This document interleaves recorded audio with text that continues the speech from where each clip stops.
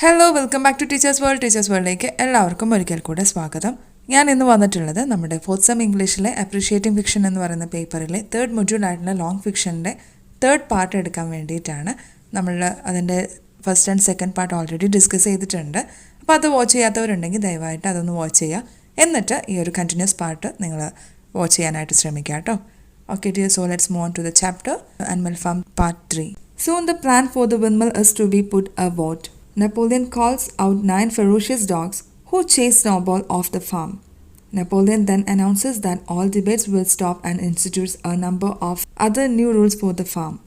3 weeks after Snowball's escape, Napoleon surprises everybody by announcing that the windmill will be built. He sends Squealer to the animals to explain that the windmill was really Napoleon's idea all along and that the plans for it were stolen from him by Snowball. When the animals asked why Napoleon had earlier talked against the windmill, Squealer told them that it was his cunning that made him do so. It was tactics, he said. The animals accepted the explanation. Okay, ഇവിടെ നമ്മൾ ഈ ഒരു വിൻമില്ലിൻ്റെ പ്ലാനിങ്ങും കാര്യങ്ങളൊക്കെ നമ്മൾ already discuss ചെയ്തിട്ടുണ്ട് നമ്മുടെ previous ക്ലാസ്സിൽ. അപ്പോൾ അതിനുശേഷം എന്താണ് സംഭവിച്ചതെന്ന് നോക്കാം. അവർ വിൻമില്ലിനുള്ള ആ ഒരു പ്ലാനിന് വോട്ടിടാനായിട്ട് ഉദ്ദേശിക്കുന്നുണ്ട്. അങ്ങനെ നെപ്പോളിയൻ തൻ്റെ 9 ഹിയർ ഫെറോഷ്യസ് മീൻസ് ഭയങ്കരമായിട്ടുള്ള ഡോഗ്സിനെ അല്ലെങ്കിൽ നായ്ക്കളെ വിളിക്കുന്നുണ്ട്. എന്നിട്ട് അവർ ആ സ്നോബോളിനെ ഫാമിൽ നിന്ന് പുറത്താക്കാൻ അല്ലെങ്കിൽ പുറത്തേക്ക് ഓടിക്കുകയാണ് ചെയ്യുന്നത്. അതിനുശേഷം ഇനി മുതൽ തർക്കങ്ങളൊന്നും ഇല്ല എന്ന് അവന് പ്രഖ്യാപിക്കുകയാണ് ചെയ്യുന്നത്. പിന്നെ ഫാമിന് വേണ്ട ചില പുതിയ റൂൾസ് അവർ തയ്യാറാക്കിയിട്ടുണ്ടായിരുന്നു. സ്നോബോൾ അവിടെ നിന്ന് പോയതിൻ്റെ 3 ആഴ്ച കഴിഞ്ഞ് എല്ലാവരെയും അതിശയിപ്പിച്ചുകൊണ്ടാണ് നെപ്പോളിയൻ പറയുന്നത് ആ ഒരു വിൻമില്ല് അവർ പണിയും എന്നുള്ളത്. എന്നാൽ അവൻ സ്ക്വീലറിനെ മറ്റു മൃഗങ്ങളോട് കാര്യങ്ങൾ എക്സ്പ്ലെയിൻ ചെയ്യാനായിട്ട് ഏൽപ്പിക്കുകയാണ് ചെയ്യുന്നത്. എന്നാൽ ആ ഒരു എക്സ്പ്ലനേഷൻ എന്ന് പറയുന്നത് ഇങ്ങനെയായിരുന്നു: വിൻമിൽ പണിയാനുള്ള പ്ലാൻ നെപ്പോളിയൻ്റേതായിരുന്നു, പക്ഷേ ആ ഒരു പ്ലാൻ സ്നോബോൾ മോഷ്ടിച്ച് അവൻ്റേതാക്കിയതായിരുന്നു എന്നാണ് അവൻ പറഞ്ഞിട്ടുണ്ടായിരുന്നത്. നേരത്തെ എന്തുകൊണ്ടാണ് നെപ്പോളിയൻ വിൻമില്ലിന് എതിരായിട്ട് നിന്നതും അതുപോലെ തന്നെ സംസാരിച്ചതും എന്നൊക്കെ അനിമൽസ് സ്ക്വീലറിനോട് ചോദിച്ച സമയത്ത് സ്ക്വീലർ പറയുന്നുണ്ട് അത് നെപ്പോളിയൻ്റെ ഒരു ടാക്ടിക്സ് എന്ന് പറഞ്ഞു കഴിഞ്ഞാൽ അറിയാലോ, തന്ത്രമായിരുന്നു. ആ ഒരു എക്സ്പ്ലനേഷൻ കേട്ട സമയത്ത് അനിമൽസ് അത് സ്വീകരിക്കുകയാണ് ചെയ്തിട്ടുണ്ടായിരുന്നത്. During the following year the animals work harder than ever before because they know the fruits of their efforts are not stolen by human beings. Building the windmill is a laborious business. Animals worked 60 hours a week. In August, Napoleon announced that there would be work on Sunday afternoon also. It was voluntary, but anybody who did not come for the work would get only half of his ration. Okay, ഇവിടെ പറയുന്നത് അടുത്ത കൊല്ലം animals കൂടുതൽ അധ്വാനിക്കാനായിട്ട് തുടങ്ങിയിട്ടുണ്ടായിരുന്നു. അവരുടെ ആ ഒരു അധ്വാനത്തിൻ്റെ ഫലം ഇനി മനുഷ്യർ മോഷ്ടിക്കില്ലല്ലോ, അതുകൊണ്ടാണ് ആക്ച്വലി അവരങ്ങനെ അധ്വാനിക്കാനായിട്ട് തുടങ്ങിയിട്ടുണ്ടായിരുന്നത്. എന്നാൽ വിൻമിൽ പണിയുക എന്നുള്ളത് എളുപ്പമുള്ള കാര്യമല്ലായിരുന്നു. ആഴ്ചയിൽ 60 മണിക്കൂർ വെച്ച് അവർ ജോലി ചെയ്തിട്ടുണ്ടായിരുന്നു. ഓഗസ്റ്റിൽ നെപ്പോളിയൻ അനൗൺസ് ചെയ്യുന്നുണ്ട് ഇനി എല്ലാ സൺഡേസിലും ഉച്ച കഴിഞ്ഞ് ജോലി കാണുമെന്ന്. അത് വോളണ്ടറി വർക്ക് ആയിരിക്കും. അറിയാലോ, വോളണ്ടറി എന്നുള്ളതുകൊണ്ട് ഉദ്ദേശിക്കുന്നത് വോളണ്ടറി മീൻസ് സ്വന്തം, അതായത് താല്പര്യപ്രകാരമായിരിക്കും ആ വർക്ക് ചെയ്യേണ്ടത്. ഇഷ്ടമുണ്ടെങ്കിൽ ചെയ്താൽ മതി എന്നാണ് ഉദ്ദേശിക്കുന്നത്. പക്ഷേ ആരെങ്കിലും ജോലിക്ക് വന്നില്ലെങ്കിൽ അവരുടെ റേഷൻ പകുതിയായിട്ട് കുറയ്ക്കുമെന്നും അദ്ദേഹം പറയുന്നുണ്ട്. The windmill presented unexpected difficulties. There were all the material for the work, but the problem was how to break the stones into the necessary sizes and shapes. The technique they used was pull out large stones and drag them to the top of the quarry and then drop them. They will then break up into pieces. Carrying the small pieces was easy enough. Boxer proves himself a model of physical strength and dedication. He had slogans which inspired him: I will harder, and Napoleon is always right. Of course, the animals felt shortage of many things like paraffin, nails, string, iron for the horseshoes, jug biscuits, because they were not grown on the farm. There were also needs for seeds, artificial manures, various tools and machinery for the windmill. Nobody knew how to solve these problems. Okay, ഇവിടെ പറയുന്നത് unexpected ആയിട്ടുള്ള difficulties ആണ് വിൻമിൽ പണിയുമ്പോൾ നേരിട്ടിട്ടുണ്ടായിരുന്നത്. അവർ വിൻമില്ലിന് വേണ്ടത്ര സാധനങ്ങൾ അവിടെ ഉണ്ടായിരുന്നെങ്കിലും ഏറ്റവും വലിയ പ്രശ്നം വലിയ കല്ലുകൾ പൊട്ടിച്ച് പണിക്ക് വേണ്ട സൈസിലും അതുപോലെ തന്നെ ഷേപ്പിലും അവയെ എങ്ങനെ ആക്കിയെടുക്കും എന്നുള്ളതായിരുന്നു. അവരുപയോഗിച്ച ടെക്നിക്ക് എന്ന് പറയുന്നത് ഇങ്ങനെയാണ്: അവർ വലിയ പാറക്കഷ്ണങ്ങൾ കയറിട്ട് മുറുക്കി എല്ലാവരും കൂടി വലിച്ച് കോരയുടെ മുകളിൽ എത്തിക്കുന്നതായിരുന്നു അവരുടെ ആ ഒരു ടെക്നിക്ക് എന്ന് പറയുന്നത്. അവിടെ നിന്ന് അത് ഉരുട്ടി താഴേക്ക് ഇടുക. അപ്പോൾ ആ സമയത്ത് വലിയ പാറക്കഷ്ണങ്ങൾ പൊട്ടിച്ചിതറിയിട്ട് ചെറിയ പാറക്കഷ്ണങ്ങളായിട്ട് മാറും. അവ കൊണ്ടുവരാൻ എളുപ്പമാണല്ലോ. ഈ ഒരു ജോലിയിൽ നമ്മുടെ ബോക്സർ പ്രൂവ് ചെയ്യുന്നുണ്ട് അദ്ദേഹത്തിൻ്റെ ആ ഒരു ഫിസിക്കൽ സ്ട്രെങ്ത്തും അതുപോലെ തന്നെ അദ്ദേഹത്തിൻ്റെ ആ ഒരു ഡെഡിക്കേഷനും. അതുകൊണ്ട് തന്നെ അവന് 2 സ്ലോഗൻസ് ഉണ്ടായിരുന്നു. ഒന്ന് എന്ന് പറയുന്നത് ഞാൻ കൂടുതൽ അധ്വാനിക്കും, രണ്ടാമത്തേതെന്ന് പറയുന്നത് നെപ്പോളിയൻ എപ്പോഴും ശരിയാണ്. ആനിമൽസിന് പല കാര്യങ്ങളിലും ഷോർട്ടേജ് അനുഭവപ്പെട്ടിട്ടുണ്ടായിരുന്നു. നമ്മുടെ paraffin oil, nails, string, dog biscuit, അതുപോലെ തന്നെ iron for the horse shoes, ഇതിങ്ങനെയുള്ള എല്ലാ കാര്യത്തിനും അവർക്ക് ഒരുപാട് ഷോർട്ടേജ് ഉണ്ടായിരുന്നു.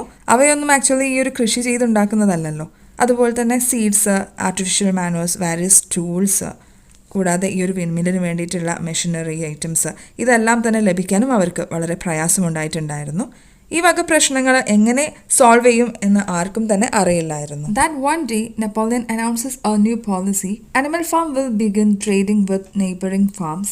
It is not for the commercial purposes, but to get certain materials which are urgently necessary. He would sell some hay and some wheat. If more money is needed, he would sell eggs. The chickens must consider this as a sacrifice they make for the windmill. അങ്ങനെ ഒരു ദിവസം പെട്ടെന്ന് Napoleon ഒരു പുതിയ policy announce ചെയ്യാണ്. Animal farm neighbouring ഫാംസുമായിട്ട് trading ഏർപ്പെടുമെന്നുള്ളത്. അത് ആക്ച്വലി അവർക്ക് ഒരു കൊമേഴ്ഷ്യൽ പർപ്പസിനല്ല, പക്ഷേ അത്യാവശ്യ സാധനങ്ങൾ കിട്ടാൻ വേണ്ടിയാണ് ഈ ഒരു ട്രേഡിംഗ് തയ്യാറാക്കുന്നത്, അല്ലെങ്കിൽ ഈ ഒരു കച്ചവടം തയ്യാറാക്കുന്നത് എന്ന് അദ്ദേഹം പറയാണ്. ആദ്യം കുറച്ച് വൈക്കോലും പിന്നെ കുറച്ച് ഗോതമ്പുമാണ് അവർ വിൽക്കുന്നത്. പണം കൂടുതൽ വേണ്ടി വന്നാൽ ചിലപ്പോൾ എഗ്സും അവർ വിൽക്കും. ഈ ഒരു എഗ്സ് കോഴികൾ വിൻമില്ലിന് വേണ്ടിയിട്ട് ചെയ്യുന്ന ഒരു സാക്രിഫൈസ് ആയിട്ട് ഇതിനെ കണ്ടാൽ മതി എന്നാണ് നെപ്പോളിയൻ പറയുന്നത്. Some animals felt uneasy because all this was against the previous resolutions, but Napoleon silenced them with strict orders. He has hired Mr. Whymper, a solicitor, to act as his agent. Whymper would come to the farm every Monday to get his instructions. Squealer went around telling the animals that they had not passed the resolution against trading. It was only their dream, as nothing is written down. The animals were proud when they saw Napoleon standing on 4 legs, giving orders to Whymper standing on 2 legs. Other humans meet in pubs and discuss their theories that the windmill will collapse and that animal farm will go bankrupt. Jones gives up his attempts at retaking his farm and moves to another part of the county. The pigs move into the farmhouse and start living there, against their earlier resolutions. Squealer justifies it by saying the pigs needed a cool, quiet place to work. The pigs also sleep in beds and do other things as human beings do. Okay, ഇവിടെ പറയുന്നത് ചില അനിമൽസിന് ഈ ഒരു പുതിയ പോളിസിയോട് അതൃപ്തി തോന്നിയിട്ടുണ്ടായിരുന്നു. നേരത്തെ അവരെടുത്ത തീരുമാനങ്ങൾക്ക് എതിരായിരുന്നു ഈ policy എന്ന് പറയുന്നത്. അതുകൊണ്ടാണ് അവർ അതിന് എഗെയിൻസ്റ്റ് ആയിട്ട് നിന്നിട്ടുണ്ടായിരുന്നത്. പക്ഷേ ആ ഒരു സ്ട്രിക്റ്റ് ആയിട്ടുള്ള ഓർഡേഴ്സ് കൊടുത്തിട്ട് നെപ്പോളിയൻ അവരെ നിശബ്ദരാക്കുകയാണ് ചെയ്യുന്നത്. അവൻ തൻ്റെ ഏജൻ്റായിട്ട് പ്രവർത്തിക്കാൻ വേണ്ടി മിസ്റ്റർ വിംപർ എന്ന ഒരു സോളിസിറ്ററിനെ, ഹിയർ സോളിസിറ്റർ മീൻസ് വക്കീലിനെ വെക്കുന്നുണ്ട്. നെപ്പോളിയനിൽ നിന്ന് ആ ഒരു ഇൻസ്ട്രക്ഷൻസ് സ്വീകരിക്കാൻ വേണ്ടിയിട്ട് അവന് എല്ലാ മൺഡേയ്സിലും ഫാമിൽ വരാറുണ്ടായിരുന്നു. സ്ക്വീലർ എല്ലാവരോടും പറഞ്ഞത് ഈ ഒരു കച്ചവടത്തിന് എതിരായിട്ട് അവർ തീരുമാനമൊന്നും പാസ്സാക്കിയിട്ടില്ല, അതെല്ലാം അവരുടെ ഒരു ഡ്രീം മാത്രമാണെന്നാണ്. ഇതൊന്നും അതിൽ എഴുതി വെച്ചിട്ടില്ലല്ലോ എന്നാണ് അദ്ദേഹം പറഞ്ഞിട്ടുണ്ടായിരുന്നത്. പിന്നെ നെപ്പോളിയൻ 4 കാലിൽ നിന്നുകൊണ്ട് 2 കാലിൽ നിൽക്കുന്ന വിംപറിന് ഇൻസ്ട്രക്ഷൻസ് കൊടുക്കുന്നത് കണ്ട സമയത്ത് അനിമൽസിന് ഭയങ്കര അഭിമാനം തോന്നിയിട്ടുണ്ടായിരുന്നു. മറ്റു മനുഷ്യർ ബാറുകളിലിരുന്ന് വിൻമില്ലിനെ പറ്റിയുള്ള അവരുടെ തിയറീസ് പറഞ്ഞും അതുപോലെ തന്നെ അനിമൽ ഫാം കടക്കണിയിൽ മുങ്ങും എന്നൊക്കെ പറഞ്ഞുകൊണ്ടിരിക്കുകയാണ് ചെയ്തിട്ടുണ്ടായിരുന്നത്. ഹിയർ ബാങ്ക്രപ്റ്റ് എന്ന് പറഞ്ഞു കഴിഞ്ഞാൽ അറിയാലോ, കടക്കണി എന്നൊക്കെയാണ് ഉദ്ദേശിക്കുന്നത് കേട്ടോ. തൻ്റെ ഫാം തിരിച്ചെടുക്കുന്നതിൽ ജോൺസ് പിന്തിരിയുന്നുണ്ട്. അയാൾ വേറെ ഒരു സ്ഥലത്തേക്ക് പോവുകയാണ് ചെയ്യുന്നത്. അങ്ങനെ പന്നികൾ അവിടെ നിന്ന് താമസം മാറ്റുകയാണ് ചെയ്യുന്നത്. നേരത്തെയുള്ള തീരുമാനത്തിന് എതിരായിരുന്നു ഇത്. സ്കീലർ പന്നികളെ ന്യായീകരിക്കുകയാണ് ചെയ്യുന്നത്. കാരണം പന്നികൾക്ക് ഒരുപാട് ചിന്തിക്കാനും പ്രവർത്തിക്കാനും ഒക്കെ ഉള്ളതുകൊണ്ട് തന്നെ അവർക്ക് ഒച്ചയും ബഹളവും ഒക്കെ ഇല്ലാത്തൊരു സ്ഥലം അത്യാവശ്യമാണ് എന്നായിരുന്നു നമ്മുടെ സ്കീലറിൻ്റെ ന്യായീകരണം. അങ്ങനെ പന്നികൾ ബെഡിൽ കിടന്നുറങ്ങുകയും അതുപോലെ തന്നെ മനുഷ്യർ ചെയ്യുന്ന മറ്റു പ്രവർത്തനങ്ങളിൽ ഏർപ്പെടുകയൊക്കെ ചെയ്യുന്നുണ്ട്. That November storm topples the half-finished windmill. Napoleon tells the animals that Snowball is responsible for its ruin and offers a reward to any animal who kills Snowball or brings him back alive. Napoleon then declares that they will begin rebuilding the windmill that very morning. He tells the animals that they will build all through winter, rain or shine. They will teach the traitor Snowball that he can't undo the hard work of the hardworking comrades at the animal farm. Okay, അങ്ങനെ ഒരു നവംബറിൽ ഒരു കൊടുങ്കാറ്റ് പകുതി പണി തീർത്ത വിൻമില്ലിനെ നിലം പൊത്തിക്കുകയാണ് ചെയ്യുന്നത്. നെപ്പോളിയൻ അനിമൽസിനോട് പറയുന്നുണ്ട് സ്നോബോളാണ് ഈ നശീകരണം നടത്തിയത് എന്നുള്ളത്. സ്നോബോളിനെ കൊല്ലുകയോ അല്ലെങ്കിൽ ജീവനോടെ പിടിച്ചു കൊണ്ടുവരികയോ ചെയ്യുന്നവർക്ക് നല്ല ഓഫറും അതുപോലെ തന്നെ റിവാർഡും ഒക്കെ കൊടുക്കുമെന്നാണ് അവൻ പറയുന്നത്. അന്ന് തന്നെ വിൻമില്ലിൻ്റെ പണി വീണ്ടും തുടങ്ങണമെന്ന് അവൻ പ്രഖ്യാപിക്കുകയാണ് ചെയ്യുന്നത്. മഴയാണോ വെയിലാണോ എന്ന് നോക്കാതെ ആ ഒരു വിൻ്റർ മുഴുവൻ നിർമ്മാണം തുടരുക ചെയ്യും. അവൻ സ്നോബോളിനെ ഒരു പാഠം പഠിപ്പിക്കുമെന്ന് പറയുന്നുണ്ട്. ഹിയർ ട്രൈറ്റർ മീൻസ് ഒറ്റുകൊടുക്കുന്നവൻ അല്ലെങ്കിൽ രാജ്യദ്രോഹി എന്നാണ് കേട്ടോ. ഓക്കെ, അപ്പോൾ അങ്ങനെയുള്ള ആ ഒരു സ്നോബോളിനെ അവന് ഒരു പാഠം പഠിപ്പിക്കുമെന്ന് പറയുന്നുണ്ട്. മാത്രമല്ല അവൻ വിചാരിച്ചു കഴിഞ്ഞാൽ അനിമൽ ഫാമിലെ കോംറേഡ്സിൻ്റെ ആ ഒരു ഹാർഡ് വർക്കിനെ നശിപ്പിക്കാനായിട്ട് സാധിക്കില്ല എന്നും നെപ്പോളിയൻ പറയുന്നുണ്ട്. It was A bitter winter. The animals are doing there best in rebuilding the windmill. The human beings outside pretend not to know that Snowball is behind the destruction of the windmill. They say the walls were too thin. So now they are making thick walls, which meant collecting greater quantities of stone. The animals were cold and hungry. Only Boxer and Clover did not lose heart. Squealer made excellent speeches on the virtue of hard work, the joy of service, and the dignity of labor. In January, food was short. Soon there was starvation. As the human world watches Animal Farm and waits for news of its failure, the animals struggle against starvation. But Napoleon uses Mr. Wimber to spread news of Animal Farm's sufficiency to the human world. Napoleon makes a contract to supply 400 eggs a week to get money to buy grain. When the hens are told that they must surrender their eggs, they stage a demonstration. They protest by flying to the rafters and laying their eggs, which fall down and break. Napoleon acts ruthlessly and swiftly. He stops the rations of the hens. If any animal gave a grain to the hens, he or she would be put to death. For 5 days the hens held out their protest and then they went back to their nesting boxes. 9 hens had died in the meantime. Okay, ഇവിടെ പറയുന്നത് എന്താണെന്ന് വെച്ച് കഴിഞ്ഞാൽ ആ ഒരു winter season എന്ന് പറയുന്നത് അവർക്ക് ഈ അനിമൽസിന് അതികഠിനമായിരുന്നു. വിൻമില്ല് റീബിൽഡ് ചെയ്യാനുള്ള പരിശ്രമത്തിലാണ് അവിടെ ഉണ്ടായിരുന്ന അനിമൽസ്. പുറത്തുള്ള മനുഷ്യർ അഭിനയിക്കുകയാണ് സ്നോബോളിന് ഈ ഒരു തകർച്ചയിൽ പങ്കൊന്നും ഇല്ല എന്നുള്ളത്. അവർ പറയുന്നത് വിൻമില്ലിൻ്റെ ആ ഒരു വാളിന് കനം കുറവായിരുന്നു എന്നാണ്. അതുകൊണ്ട് അനിമൽസ് ഇപ്പോൾ നല്ല കട്ടിയുള്ള വാൾസാണ് നിർമ്മിക്കുന്നത്. ഈ ഒരു കാര്യം തന്നെ അവരുടെ ജോലിഭാരം വർദ്ധിപ്പിക്കുകയാണ് ചെയ്യുന്നത്. കാരണം കൂടുതൽ കല്ല് കൊണ്ടുവരണമല്ലോ. പിന്നെ അവിടെയുള്ള അനിമൽസിന് തണുപ്പ് അനുഭവപ്പെടുന്നുണ്ട്. അവർക്ക് വിശപ്പ് ശരിക്കും മാറ്റാനാവുന്നില്ല. ബോക്സർക്കും ക്ലോവറിനും മാത്രമാണ് ആ ഒരു ആത്മവിശ്വാസം ഉണ്ടായിരുന്നത്. സ്കീലർ നല്ല സ്പീച്ചസ് നടത്തുന്നുണ്ട് അവരുടെ ആ ഒരു ഹാർഡ് വർക്കിനെ പറ്റിയും അവരുടെ ആ ഒരു സർവീസിനെ പറ്റിയും സന്തോഷത്തെ പറ്റിയൊക്കെ, അതുപോലെ അവരുടെ ആ ഒരു ജോലിയുടെ അന്തസ്സിനെ പറ്റിയൊക്കെ അവൻ വാതോരാതെ സംസാരിക്കുന്നുണ്ട്. ജാനുവരിയിൽ അവർക്ക് ആവശ്യത്തിനുള്ള ഫുഡ് ഐറ്റംസ് ഒന്നും തന്നെ ഉണ്ടായിരുന്നില്ല. അവർ കൂടുതലും പട്ടിണിയായിരുന്നു. അതുകൊണ്ട് തന്നെ പുറത്തുള്ള ഹ്യൂമൻ ബീയിങ്സ് അനിമൽ ഫാം എപ്പോഴാണ് തകരുന്നത് എന്ന് നോക്കിയിരിക്കുകയാണ് ചെയ്തിട്ടുണ്ടായിരുന്നത്. അവരുടെ പട്ടിണി മാറ്റാനുള്ള ശ്രമത്തിലാണ് അവിടെ ഉണ്ടായിരുന്ന അനിമൽസ്. നെപ്പോളിയൻ ചില കുതന്ത്രങ്ങൾ ഉപയോഗിച്ച് വിംബറിനെ കൊണ്ട് പുറം ലോകത്തോട് പറയിപ്പിക്കുന്നുണ്ട് അനിമൽ ഫാമിൽ ആവശ്യത്തിന് ഭക്ഷണം ഉണ്ടെന്നുള്ളത്. കൂടുതൽ ഗ്രെയിൻസ് വാങ്ങിക്കാനായിട്ട് അവർ പണം കിട്ടാൻ ആഴ്ചതോറും 400 എഗ്സ് വിൽക്കാനുള്ള ഒരു കോൺട്രാക്റ്റ് നെപ്പോളിയൻ ഉണ്ടാക്കുന്നുണ്ട്. അവർക്ക് കൂടുതൽ ഗ്രെയിൻസ് വാങ്ങിക്കാനായിട്ട് വീക്ക്ലി അവർ 400 എഗ്സ് വിൽക്കാനുള്ളൊരു കോൺട്രാക്റ്റ് നെപ്പോളിയൻ ഉണ്ടാക്കുന്നുണ്ട്. കോഴികളോട് അവരുടെ എഗ്സ് വിൽപ്പനയ്ക്കായിട്ട് കൊടുക്കണമെന്ന് പറഞ്ഞ സമയത്ത് അവർ സമരം ചെയ്യുകയാണ് ചെയ്യുന്നത്. എന്നാൽ ആ ഒരു സമരത്തിൻ്റെ ഭാഗമായിട്ട് അവർ കഴുക്കോലുകളിൽ കയറിയിരുന്ന് മുട്ടയിടാൻ തുടങ്ങുന്നുണ്ട്. ആ സമയത്ത് ആ എഗ്സ് എല്ലാം താഴെ വീണ് പൊട്ടുമായിരുന്നു. നെപ്പോളിയൻ കോഴികൾക്കെതിരായിട്ട് പെട്ടെന്ന് ആക്ഷൻ എടുക്കുന്നുണ്ട്. കോഴികളുടെ റേഷൻ നിർത്തലാക്കുന്നുണ്ട്. ആരെങ്കിലും കോഴികൾക്ക് 1 മണി ധാന്യം കൊടുത്താൽ അവരെ കൊന്നുകളയുമെന്ന് വരെ അവരെ ഭീഷണിപ്പെടുത്തുന്നുണ്ട്.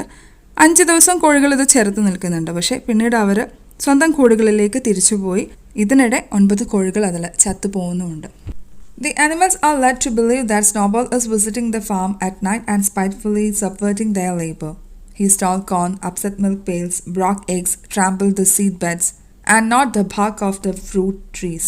If any went wrong, Snowball was behind it. Napoleon decreed there should be an investigation into Snowball's activities. The animals were thoroughly frightened. They thought that Snowball was an unseen presence menacing them with all kinds of dangers. One evening, Squealer called them together and told them that Snowball had sold himself to Frederick and that he was in league with John from the very beginning.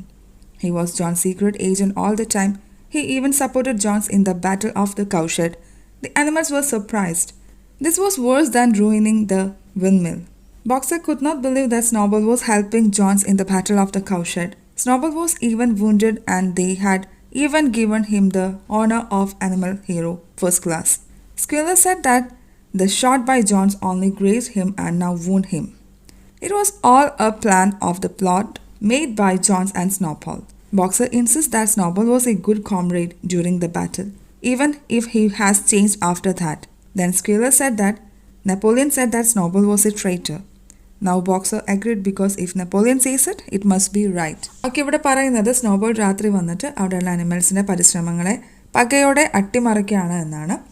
Here നമുക്കറിയാം സ്പൈറ്റ്ഫുള്ളി എന്ന് പറഞ്ഞു കഴിഞ്ഞാൽ പകയോടെ എന്നാണ്. അതുപോലെ തന്നെ സബ്വേർട്ട് എന്ന് പറഞ്ഞു കഴിഞ്ഞാൽ അട്ടിമറിക്കുക എന്നാണ് കേട്ടോ. ഓക്കെ, അങ്ങനെ ആ ഒരു പകയോടുകൂടെ അട്ടിമറിക്കുകയാണ് എന്നാണ് അവിടെയുള്ള അനിമൽസ് വിചാരിച്ചിട്ടുണ്ടായിരുന്നത്. അല്ലെങ്കിൽ അങ്ങനെയാണ് അവർ പറഞ്ഞ് വിശ്വസിപ്പിച്ചിട്ടുണ്ടായിരുന്നത്. അവൻ അവരുടെ ധാന്യങ്ങൾ മോഷ്ടിക്കുന്നുണ്ട്, അതുപോലെ തന്നെ പാൽപാത്രങ്ങൾ മറിച്ചിടുന്നുണ്ട്, അവിടെയുള്ള എഗ്സ് പൊട്ടിക്കുന്നുണ്ട്, സീഡ് ബെഡ് ചവിട്ടി മെതിക്കുന്നുണ്ട്, കൂടാതെ പല മരങ്ങളുടെയും തൊലി ഉരിച്ചു കളയുന്നുണ്ട് എന്നൊക്കെ അവിടെ റൂമർ വരുന്നുണ്ട്. എന്തെങ്കിലും പ്രശ്നം ഉണ്ടായിക്കഴിഞ്ഞാൽ അതിൻ്റെ പുറകിലും സ്നോബോൾ ഉണ്ട് എന്നാണ് അവിടെ പറയുന്നത്. സ്നോബോളിൻ്റെ ഇത്തരം പ്രവൃത്തികളെക്കുറിച്ച് അന്വേഷിക്കാൻ നെപ്പോളിയൻ ഉത്തരവിടുന്നുണ്ട്. ഇത് കേട്ട സമയത്ത് അനിമൽസ് പേടിച്ചരണ്ട് പോവാണ്. അവരുടെ ഭയം സ്നോബോൾ കാണാമറയത്ത് ഒളിച്ചിരിപ്പുണ്ടെന്നും അവർ പലവിധ അപകടങ്ങൾ അവർക്ക് വരുത്തുമെന്നുമായിരുന്നു. ഒരു ദിവസം സ്കീലർ എല്ലാവരെയും വിളിച്ചിട്ട് പറയുന്നുണ്ട് സ്നോബോൾ അവനെ തന്നെ ഫെഡറിക്കിന് വിറ്റിരിക്കുകയാണ്. പണ്ട് മുതലേ സ്നോബോൾ ജോൺസനെ സഹായിക്കാറുണ്ടായിരുന്നെന്നും സ്കീലർ പറഞ്ഞിട്ടുണ്ടായിരുന്നു. സ്നോബോൾ ജോൺസന്റെ ഒരു സീക്രട്ട് ഏജന്റ് ആണ് എന്നാണ് നമ്മുടെ സ്കീലർ പറയുന്നത്. മാത്രമല്ല ബാറ്റിൽ ഓഫ് കൗഷേഡിൽ സ്നോബോൾ ജോൺസനെയാണ് പിന്തുണച്ചിട്ടുണ്ടായിരുന്നത്, അല്ലെങ്കിൽ സപ്പോർട്ട് ചെയ്തിട്ടുണ്ടായിരുന്നത്. ഇതെല്ലാം കേട്ട് അനിമൽസ് അതിശയിച്ച് നിൽക്കുകയാണ്. വിൻമില്ല് തകർത്തതിലും കൂടുതൽ ഭാരിച്ച കുറ്റകൃത്യങ്ങളായിരുന്നു അവയൊക്കെ എന്നാണ് ഇവിടെ പറഞ്ഞിട്ടുള്ളത്. സ്നോബോൾ ബാറ്റിൽ ഓഫ് ദ കൗഷേഡ് യുദ്ധത്തിൽ ജോൺസനെയാണ് അനുകൂലിച്ചത് എന്നത് ബോക്സറിന് ശരിക്കും വിശ്വസിക്കാനേ പറ്റിയിട്ടുണ്ടായിരുന്നില്ല. ആ ഒരു യുദ്ധത്തിൽ സ്നോബോളിനും മുറിവേറ്റിട്ടുണ്ടായിരുന്നു. അവന് പിന്നീട് അനിമൽ ഹീറോ ഫസ്റ്റ് ക്ലാസ് എന്ന ബഹുമതിയും കൊടുത്തതാണ്. അത് കേട്ട സമയത്ത് സ്കീലർ പറയുന്നുണ്ട് ജോൺസ് വെച്ച വെടിയുണ്ട സ്നോബോളിൻ്റെ പുറത്ത് വെറുതെ തൊട്ടുരുമ്മി പോവായിരുന്നു, അത് അവനെ മുറിപ്പെടുത്തിയിട്ടില്ല എന്ന്. ജോൺസും സ്നോബോളും കൂടി നടത്തിയ ഒരു പ്ലാനിൻ്റെ ഭാഗമാണ് അതെന്നാണ് സ്കീലർ അവരോട് പറയുന്നത്. പക്ഷേ ബോക്സർ പറയുന്നുണ്ട് യുദ്ധസമയത്ത് സ്നോബോൾ ഒരു നല്ല ഒരു കോമ്രേഡ് ആയിരുന്നു, പിന്നെ അവൻ മാറിക്കാണുമെന്നുള്ളതാണ്. അതിന് മറുപടിയായിട്ട് സ്കീലർ പറയുന്നുണ്ട് സ്നോബോൾ ചതിയനാണെന്നാണ് നെപ്പോളിയൻ പറഞ്ഞതെന്ന്. അത് കേട്ട സമയത്ത് ബോക്സർ സമ്മതിക്കാണ്, കാരണം നെപ്പോളിയൻ ആണ് അത് പറഞ്ഞതെങ്കിൽ അത് ശരിയായിരിക്കണം എന്നുള്ളത്. One day in spring, Napoleon calls a meeting of all the animals, during which he forces confessions from all those who had questioned him. 4 pigs and 3 hens who led the protest are murdered by his dogs. Numerous animals also confess to crimes that they claim were instigated by Snowball. They all are slaughtered. The remaining animals were terrified.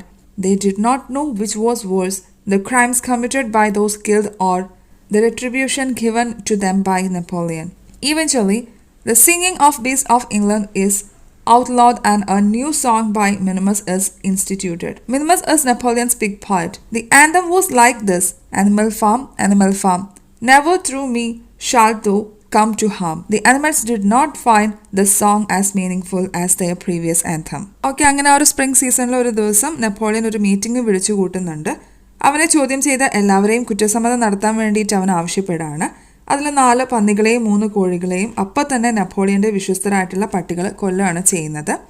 സ്നോബോളിൻ്റെ നിർബന്ധത്തിന് വഴങ്ങിയിട്ട് തങ്ങളും ചില കുറ്റകൃത്യങ്ങൾ ചെയ്തെന്ന് ചില മൃഗങ്ങൾ സമ്മതിക്കുകയാണ് ചെയ്യുന്നത്. Here instigated means നമ്മൾ ചീത്തക്കാരൻ ചെയ്യാൻ വേണ്ടിയിട്ട് പ്രചോദിപ്പിക്കുമല്ലോ, അല്ലെങ്കിൽ അവരെ പ്രേരിപ്പിക്കുന്നതിനാണ് ഇൻസ്റ്റിഗേറ്റഡ് എന്ന് പറയുന്നത് കേട്ടോ. അവരെയും അവിടെ വെച്ച് തന്നെ അവർ കശാപ്പ് ചെയ്യുന്നുണ്ട്. ഹിയർ സ്ലോട്ടഡ് മീൻസ് ബലി കൊടുക്കുക അല്ലെങ്കിൽ കശാപ്പ് ചെയ്യുക എന്നാണ് മീൻ ചെയ്യുന്നത്. ബാക്കിയുള്ള അനിമൽസ് ഇത് കണ്ട് പേടിച്ചരണ്ട് പോവാണ്. എന്താണ് കൂടുതൽ തെറ്റ് എന്ന് അവർക്ക് മനസ്സിലാവുന്നില്ല. മരിച്ചവർ ചെയ്ത കുറ്റമാണോ അതോ ആ കുറ്റത്തിന് കൊടുത്ത ശിക്ഷയാണോ കൂടുതൽ ചീത്ത എന്നുള്ളത് അവർക്ക് മനസ്സിലാവുന്നുണ്ടായിരുന്നില്ല. അന്ന് മുതൽ ബീറ്റ്സ് ഓഫ് ഇംഗ്ലണ്ട് എന്ന ഒരു സോങ് ബാൻ ചെയ്യാണ്. മിനിമസ് എഴുതിയിട്ടുള്ള ഒരു പുതിയ സോങ് ആണ് അതിന് പകരം ഉണ്ടായിരുന്നത്. മിനിമസ് നെപ്പോളിയൻ്റെ ഒരു പോയറ്റായിരുന്നു, അല്ലെങ്കിൽ ഒരു പിഗ് പോയറ്റായിരുന്നു. പുതിയ ആ ഒരു സോങ്ങിൻ്റെ വാക്കുകൾ ഇങ്ങനെയുള്ളതായിരുന്നു: അനിമൽ ഫാം, ഞാൻ കാരണം നിങ്ങൾക്ക് ഒരു കുഴപ്പവും ഉണ്ടാവില്ല. അവരുടെ പണ്ടത്തെ ആ ഒരു സോങ്ങിൻ്റെ അത്രയും ഒരു മീനിങ് ഫുൾ ആയിട്ടുള്ള ഒരു സോങ് ആയിരുന്നില്ല എന്നതായിരുന്നു ആ സമയത്ത് animals ചിന്തിച്ചിട്ടുണ്ടായിരുന്നത്. A few days later, when the terror caused by the executions died down, some of the animals remembered that the 6th commandment decreed no animal shall kill any other animal.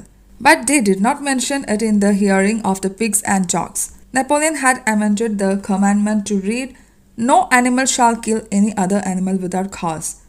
The following year brings more work on the windmill and less food for the workers, despite Schuyler's list of figures supposedly proving that food production has increased dramatically under Napoleon's rule. As Napoleon grows more powerful, he is seen in public less often. Even in the farmhouse, He had his separate apartments and he took his meals alone. It was also announced that the gun would be fired on Napoleon's birthday also. Animals now referred to him as our leader, Comrade Napoleon. The general opinion of him is expressed in the poem by Minimus that lists his merits and virtues. The poem was inscribed on the wall of the big barn at the opposite end of the Seven Commandments. Okay, ഇവിടെ പറയുന്നത് കുറച്ച് ദിവസം കഴിഞ്ഞ സമയത്ത് വധശിക്ഷയുടെ ഭീതി കുറേശ്ശെ കുറഞ്ഞിട്ടുണ്ടായിരുന്നു. അപ്പോൾ ചില ആനിമൽസ് ആ ഒരു 6th കമാൻഡ്മെന്റിനെ കുറിച്ച് ഓർത്തെടുക്കുകയാണ്. അത് പറയുന്നത് ഒരു മൃഗവും മറ്റൊരു മൃഗത്തെ കൊല്ലരുത് എന്നാണ്. പക്ഷേ ഈ ഒരു പിഗ്സും ഡോഗ്സും ഉള്ള സ്ഥലത്ത് അവർ അതിനെപ്പറ്റി പറഞ്ഞിട്ടുണ്ടായിരുന്നില്ല. ആ ഒരു കമാൻഡ്മെന്റിൽ നെപ്പോളിയൻ ഒരു മാറ്റം വരുത്തുന്നുണ്ട്. ഇപ്പോൾ അത് ഇങ്ങനെയാണ്: ഒരു മൃഗവും മറ്റൊരു മൃഗത്തെ കാരണമൊന്നുമില്ലാതെ കൊല്ലരുതെന്നാക്കിയിട്ടുണ്ടായിരുന്നു. അടുത്ത കൊല്ലം കൂടുതൽ ജോലി ഉണ്ടായിരുന്നെങ്കിലും അവർക്ക് ഫുഡ് വളരെ കുറവായിരുന്നു കിട്ടിയിട്ടുണ്ടായിരുന്നത്. സ്കിന്നർ കണക്കുകൾ പറയുന്ന സമയത്ത് നെപ്പോളിയന്റെ കാലത്ത് ഫുഡ് പ്രൊഡക്ഷൻ വളരെ വർദ്ധിച്ചു എന്ന് കാണാം. പക്ഷെ ആ ഒരു വർധന കണക്കിൽ മാത്രമേ ഉണ്ടായിരുന്നുള്ളൂ. നെപ്പോളിയന് അധികാരം കൂടിയ സമയത്ത് അയാളുടെ പൊതു ഇടങ്ങളിൽ കാണാണ്ടാവാണ്. ഫാം ഹൗസിൽ പോലും അയാൾക്ക് സ്വന്തം മുറികൾ ഉണ്ടായിരുന്നു. അയാൾ ഒറ്റയ്ക്കിരുന്നായിരുന്നു ഫുഡ് കഴിച്ചിട്ടുണ്ടായിരുന്നത്. നെപ്പോളിയന്റെ ബർത്ത്ഡേക്കും ആ ഒരു ഗണ്ണ് ഉതിർത്തണം എന്നുള്ള ഒരു അനൗൺസ്മെന്റ് ഉണ്ടാവുന്നുണ്ട്. ആനിമൽസ് ഇപ്പോൾ വിളിച്ചിട്ടുണ്ടായിരുന്നത് നമ്മുടെ ലീഡർ കോമ്രേഡ് നെപ്പോളിയൻ എന്നായിരുന്നു. എന്നാൽ മിനിമസ് എഴുതിയ ഒരു സോങ്ങിൽ അയാളുടെ ഗുണങ്ങളെയും നന്മകളെയും പറ്റിയുള്ള ഒരു വർണ്ണനകൾ ഉണ്ടായിരുന്നു. ആ ഒരു സോങ് 7 കമാൻഡ്മെന്റ്സ് എഴുതിയിരിക്കുന്ന ധാനിപുരയുടെ മതിലിന്റെ അപ്പുറത്തെ മതിലിൽ എഴുതി വെച്ചിട്ടുണ്ടായിരുന്നു. More executions occur while Napoleon schemes to sell a pile of timber to Frederick, who is alternately rumored to be a sadistic torturer of animals and the victim of unfounded gossip. After the completion of the new windmill in August, Napoleon sells a pile of timber to Frederick, who tries to pay with a check. Napoleon, however, demands cash, which he receives. Wimper then learns that Frederick's banknotes are forgeries, and Napoleon pronounces the death sentence on the treacherous human being. They would boil him. Okay, ഇവിടെ പറയുന്നത് പിന്നീട് കൂടുതൽ വധശിക്ഷകൾ നടപ്പിലാക്കുകയാണ് ചെയ്യുന്നത്. അതിന് കാരണം Napoleon ഒരു here pile of timber എന്ന് പറഞ്ഞു കഴിഞ്ഞാൽ ഒരു കൂട്ടം തടി ഫെഡറിക്കിന് വിൽക്കാനായിട്ട് പ്ലാൻ ഇടുന്നുണ്ട്. ആക്ച്വലി ഈ ഒരു ഫെഡറിക്കിനെ പറ്റി 2 അഭിപ്രായങ്ങളാണുള്ളത്. ഒന്ന്, അവർ പറയുന്നത് സഡിസ്റ്റിക് ടോർച്ചർ ഓഫ് ആനിമൽസ് എന്നാണ്, അല്ലെങ്കിൽ മൃഗങ്ങളെ വിനോദത്തിനായിട്ട് പീഡിപ്പിക്കുന്ന ഒരാളാണെന്നും. എന്നാൽ രണ്ടാമതായിട്ട് പറയുന്നത് അങ്ങനെയല്ല, അയാൾ വെറും ഒരു വിക്ടിം ഓഫ് അൺഫൗണ്ടഡ് ഗോസിപ്പ് എന്നാണ്.